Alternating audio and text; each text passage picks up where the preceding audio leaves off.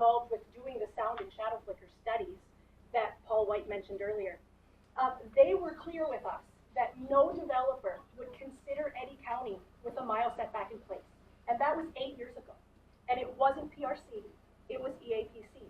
And I have the maps here that I will share with you, and I can leave with Jana. This was our phase 1 project at the time with 1 mile setbacks in place. Every one of those circles means you can't build there. This is what the same area looked like with a 1/4 mile setback. They were very clear with us that a mile setback would mean the end of us working with any developer on any wind energy project. And so in the 8 years since, long story short, Eddy County's ordinance currently is 1/4 mile. And that was done after a public hearing with 30 to 40 people in attendance. And the overwhelming sentiment was that the community wanted to keep the door open to wind energy development. And so in the 8 years since, we worked with PRC Wind to develop a 400 megawatt project in Eddy and Wells counties, supported by over 100 private landowners with 43,000 acres of land. Meanwhile, the state has added restrictions on wind energy development well beyond those addressed in either county's ordinance. Wind energy is a heavily regulated, mature industry in North Dakota built on 20 years of research. And there are Wells County residents, some of whom are here in this room tonight, who signed contracts 6 years ago and said yes to having a wind project built on their land, with turbines to be placed within a mile of their own homes, in some cases a 1/4 mile away. Did you know that a mile setback around one single home takes an entire section of land out of a potential project? That means for every resident you protect with a 1 mile setback, you are essentially telling potentially 4 or more other landowners that they can't build a turbine on their own property in that area. With two residences located 2 miles apart, you now have a 4 mile long exclusion area where nothing can be built. The Flickertail project developed by WeWind and PRC affects a small portion of Wells County, that's true. And whether it succeeds or not may not matter to many of you. However, the decision you make regarding zoning today will have lasting implications on your county's ability to affect and attract future business. There are eyes on Wells County right now as you are developing these ordinances. And so the question you have to answer is this, and this is for all of you in this room, because you are the ones that will make this decision for the county. Does Wells County want to be considered for another wind project in the future? I'm not talking about PRC and Flickertail, I'm talking about another project that might come down the road.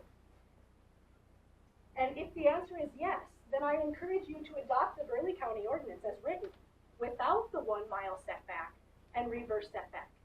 This ordinance is based on and is developed based on the state standards, and it's in accordance with them. And so it models them a lot. And it is sound, based on science, and puts your county officials in the driver's seat for responsible development. And if the answer is no, on the other hand, and you really don't want to host a wind project in Wells County, that's okay too. Then by all means implement a 1 mile setback. Because as I've heard multiple times from multiple entities as we've worked on this project over 16 years, a 1 mile setback says that you really don't want a project. Wind energy development will have a tremendously positive impact on our community and will allow our residents to continue their way of life with little interruption. If you don't want to take my word for it, look around you and ask county commissioners and zoning board members in other counties that host wind projects about their experience. You might be surprised what you learn. Thank you for your time. Thank you. Thank you, Amy. Dan, you still on, or did you fall asleep? I'm still here. Okay, just check. Twins behind yet? I don't know. Just a little humor there, very little, but go ahead, Jana. Okay, Dennis Weber.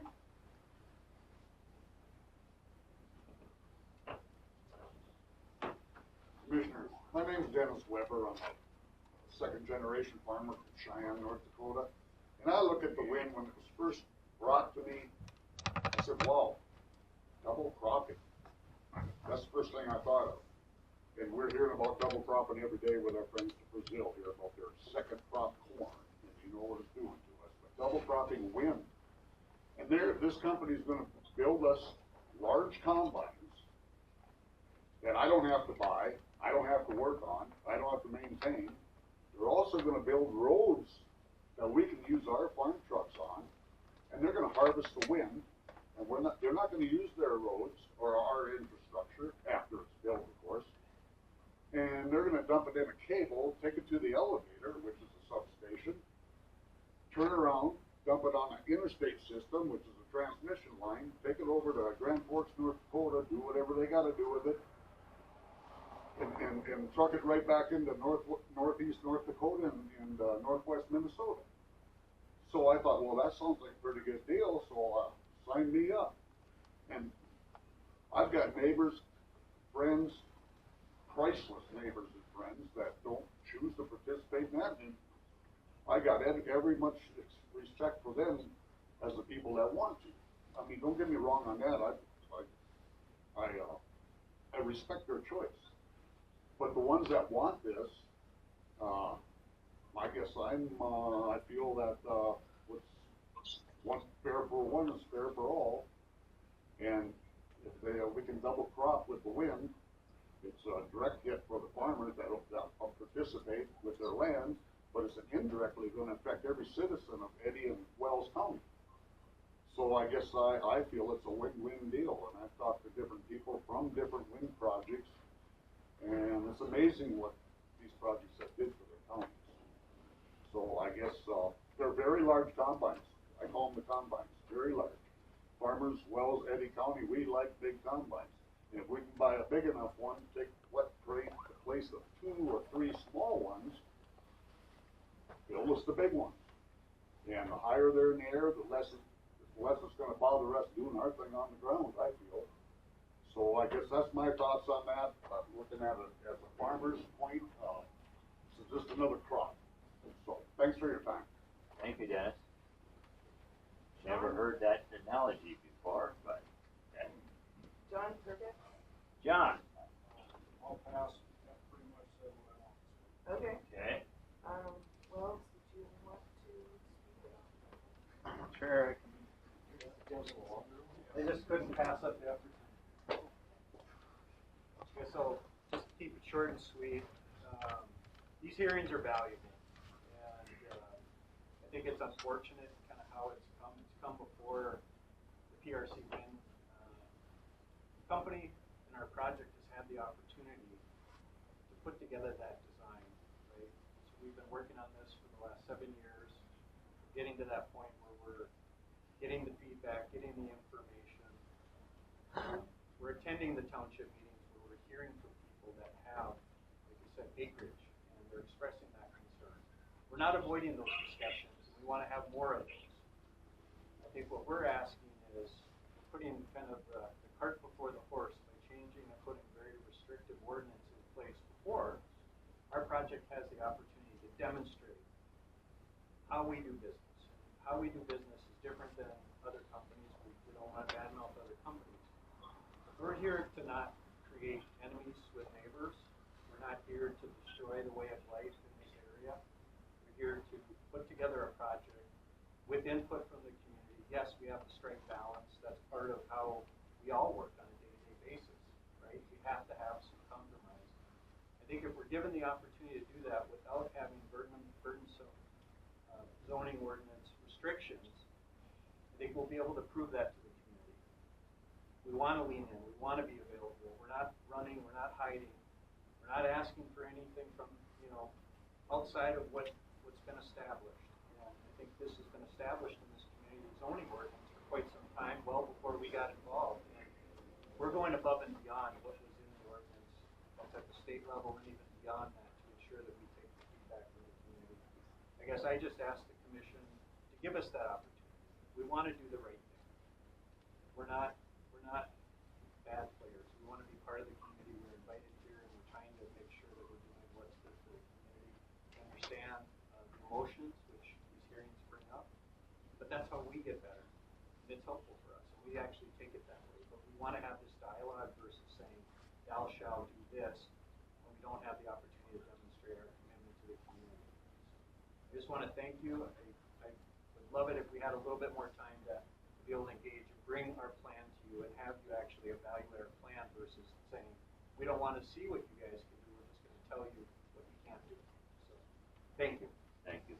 Just a moment, once, you keep talking about your plan, but we still have never really heard how tall these towers are gonna be. Every time we hear from you guys, it's a different height. 699, 600, 625, 640, 650, 670. How can we trust what you're going to do when you can't figure that part out? Thank you, Lydia. I appreciate that question. So part of that design that we're working on is anywhere from roughly 599 to 650 feet. So we're zeroing that down. So part of this is knowing the zoning ordinance, we can design accordingly. What we will do is we will have that finalized, and we will have a hearing. So you will see the plan, you'll have the hearing. The county is going to have the opportunity to do that review. Community members are going to see that, and you're going to be able to weigh in on that. So we won't be able to just have a range and get that approved. We will have the final plan. And that's what we're saying is we need a little bit more time to get that developed, and we will provide that information. Because of the zoning ordinance being on the table, we're being asked to fast forward and answer questions about things that we haven't yet completed in our design process. So we're asking for a little bit of time. We are trying to be responsive to information requests as much as we can with the information we have. So hopefully you understand. We will be coming back. This is not a hidden thing where there's going to be variables. You'll know exactly what we're going to build, and I have the opportunity to review that and provide feedback. Okay. Thank you, Wells. Jean Pardo?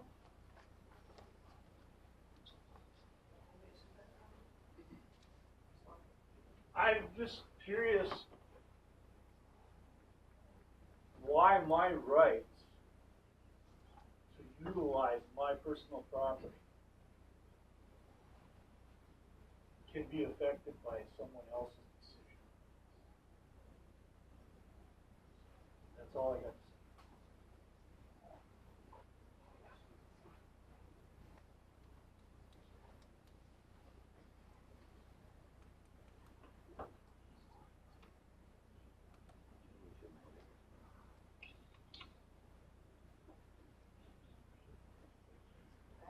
Anderson or Lawrence?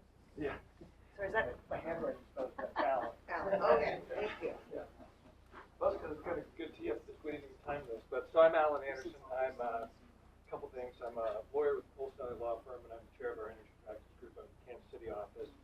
But more pertinent for this purpose, I'm a professor at the University of Kansas Law School, where I teach an energy class there. And what we're doing today is literally part of the class.